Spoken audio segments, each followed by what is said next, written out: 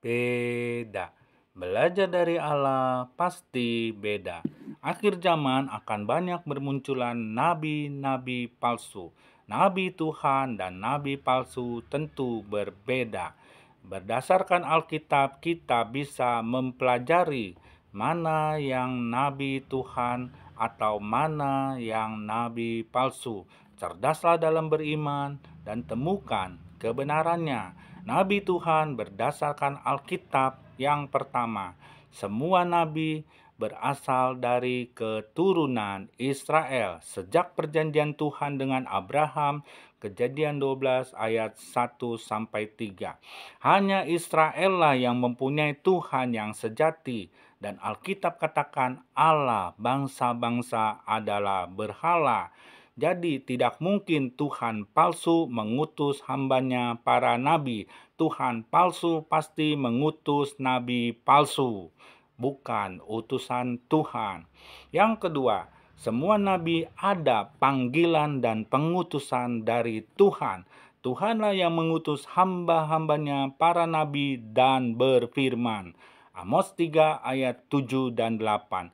Sungguh Tuhan Allah tidak berbuat sesuatu tanpa menyatakan keputusannya kepada hamba-hambanya para nabi. Singa telah mengaum, siapakah yang tidak takut? Tuhan Allah telah berfirman, siapakah yang tidak bernubuat? Jika ada yang dianggap sebagai nabi, tetapi Tuhannya tidak pernah berfirman, sudah dipastikan itu bukan nabi Tuhan. Karena jika dia tidak mendengar suara Tuhan, suara siapa yang dia dengar dan apa yang mau disampaikan oleh nabi itu? Karena Tuhan tidak berbicara, Tuhan tidak menyatakan keputusannya kepada hamba-hambanya, para nabi. Berdasarkan ayat ini jelas. Yang ketiga, tugas nabi adalah menjadi penyambung lidah Tuhan, menjadi perantara Tuhan dengan umat, memperingati umat manusia dengan teguran-teguran, kecaman-kecaman yang keras, dan menyerukan berita pertobatan, menyatakan kasih Tuhan dan hukuman Tuhan yang akan datang jika tidak bertobat. Semuanya jelas tertulis di dalam Alkitab, cerita tentang Nabi Tuhan ini. Yang keempat, semua nabi sudah pasti disertai dengan kuasa Tuhan dan mujizat Tuhan. Nabi yang tidak ada kuasanya bukanlah nabi Tuhan. Jelas. Mengapa? Karena tidak dipercaya oleh Tuhan, tidak diutus oleh Tuhan. Nabi Tuhan juga bukan hanya disertai kuasa dan mujizat, tetapi ada nubuatan dari Tuhan. Ada pernyataan Tuhan yang akan terjadi nanti sesuai dengan kebenarannya. Jika itu terjadi, itu pasti nabi Tuhan. Dan jika tidak terjadi apa yang dikatakannya atau apa yang dinubuatkannya, itu berarti nabi palsu.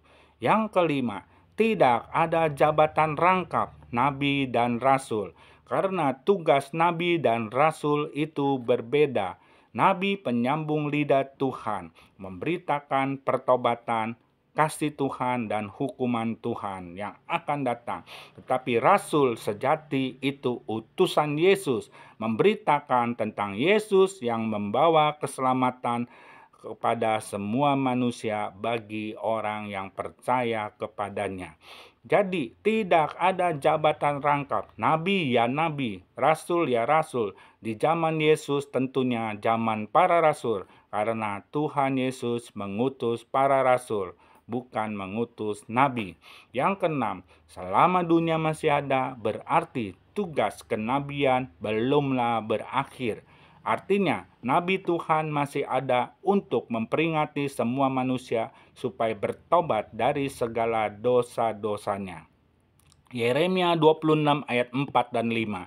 Jadi katakanlah kepada mereka, beginilah firman Tuhan, jika kamu tidak mau mendengarkan aku, tidak mau mengikuti Tauratku yang kubentangkan di hadapanmu, dan tidak mau mendengarkan perkataan hamba-hambaku para nabi yang terus-menerus kuutus kepadamu, tetapi kamu tidak mau mendengarkan.